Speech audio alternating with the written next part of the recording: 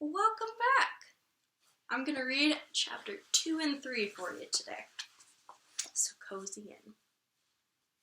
And so at dawn, that day in the first week of August, May Tuck woke up and lay for a while, beaming at the cobwebs on the ceiling. At last she said aloud, "The boys will be coming home tomorrow." May's husband, on his back beside her, did not stir. He was still asleep, and the melancholy creases that folded his daytime face were smooth and slack. He snored gently, and for a moment the corner of his mouth turned upward in a smile. Tuck almost never smiled, except in his sleep. May sat in bed and looked at him tolerantly. "The boys will be home tomorrow," she said again, and a little more loudly. Tuck twitched, and the smile vanished. He opened his eyes. "Why'd you have to wake me up?" he sighed. "I was having that good dream again. The one where we're all in heaven and never heard of Tree Gap." May sat there frowning, a great potato of a woman with a round, sensible face and calm brown eyes. "It's no use having that dream," she said. "Nothing's going to change." "You tell me that every day," said Tuck, turning away from her onto his side. "Anyways, I can't help what I dream." "Maybe not," May said. "But all the same, you should have got used to things by now." Tuck groaned. "I'm going back to sleep," he said. "Not me," said May. "I'm going to take the horse and go down to the wood to meet them." "Meet who?" "The boys, our sons. I'm going to ride down and meet them." "You better not do that," said Tuck. "I know," said May, "but I just can't wait to see them. Anyways, it's 10 years since I went to Tree Gap. No one will remember me. I'll ride in at sunset, just to the wood. I won't go into the village. But even if someone did see me, they won't remember. They never did before, now did they?" "Suit yourself," said Tuck into his pail. "I'm going back to sleep." May Tuck climbed out of bed and began to dress. 3 petticoats, a rusty brown skirt, in one enormous pocket, an old cotton jacket, and a knitted shawl, which she pinned across her bosom with a tarnished metal brooch. The sound of her dressing was so familiar to Tuck that he could say, without opening his eyes, "You don't need that shawl in the middle of summer." May ignored this observation. Instead, she said, "Will you be all right? We won't be back until late tomorrow." Tuck rolled over and made a rueful face at her. "What in the world would possibly happen to me?" "That so?" said May. "I keep forgetting." "I don't," said Tuck. "Have a nice time." And in a moment he was asleep again. May sat at the edge of her bed and pulled on a pair of short leather boots, so thin and soft with age it was a wonder they held together. Then she stood and took from the washstand beside the little bed a little square shape, a music box painted with roses and lilies of the valley. It was one of the prettiest things she owned, and she never went anywhere without it. Her fingers strayed to the winding key on its bottom, but glancing at the sleeping Tuck, she shook her head. She gave the little box a pat, and she dropped it in her pocket.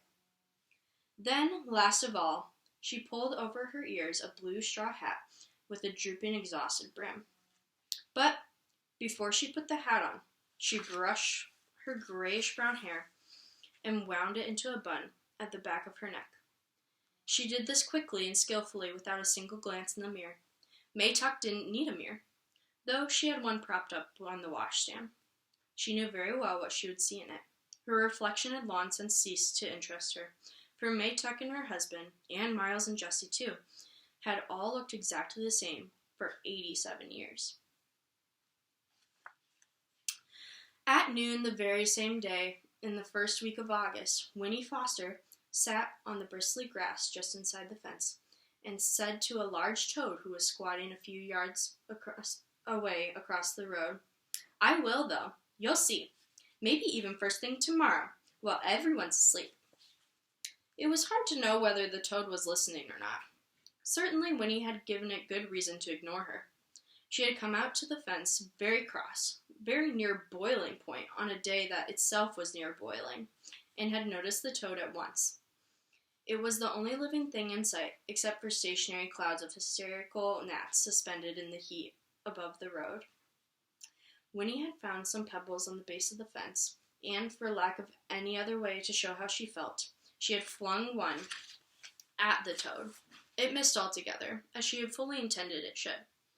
But she made a game of it anyway, tossing the pebbles at such an angle that they passed through the gnat cloud on their way to the toad. The gnats were too frantic to notice these intrusions, however, and since every pebble missed its final mark, the toad continued to squat and grimace without so much as a twitch. Possibly it felt resentful, or perhaps it was asleep. In either case, it gave her not a single glance when, at last, she ran out of pebbles and sat down to tell it her troubles. "Look here, Toad," she said, thrusting her arms through the bar of the fence and plucking at the weeds on the other side. "I don't think I can stand it much longer." At this moment, a window at the front door of the cottage flung open, and a thin voice, her grandmother's, piped, "Winifred, don't sit on that dirty grass. You'll stain your boots and stockings."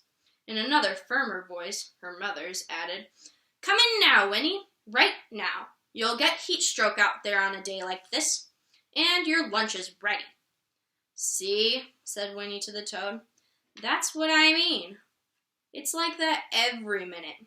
If I had a sister or a brother, there'd be someone else for them to watch. But as it is, there's only me. I'm tired of being looked at all the time. I want to be by myself for a change." She leaned her forehead against the bars, and after a short silence, went on in a thoughtful tone.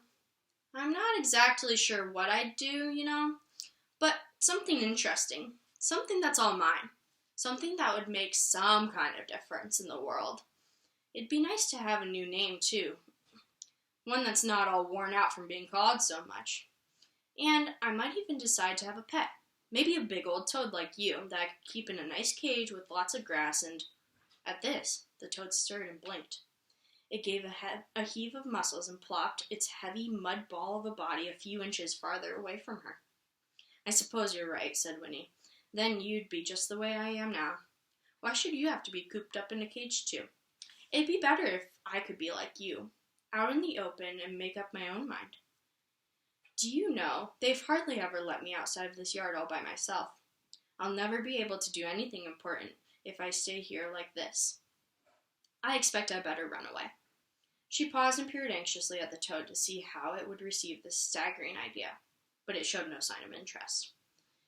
"You think I wouldn't dare, don't you?" she said accusingly. "I will, though. You'll see. Maybe even first thing in the morning while everyone's still asleep." "Winnie!" called the firm voice from the window.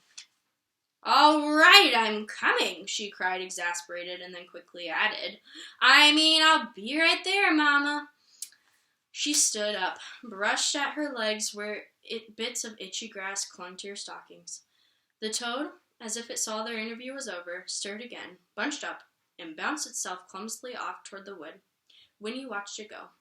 "Hop away, Toad," she called after it. "You'll see. Just wait till morning."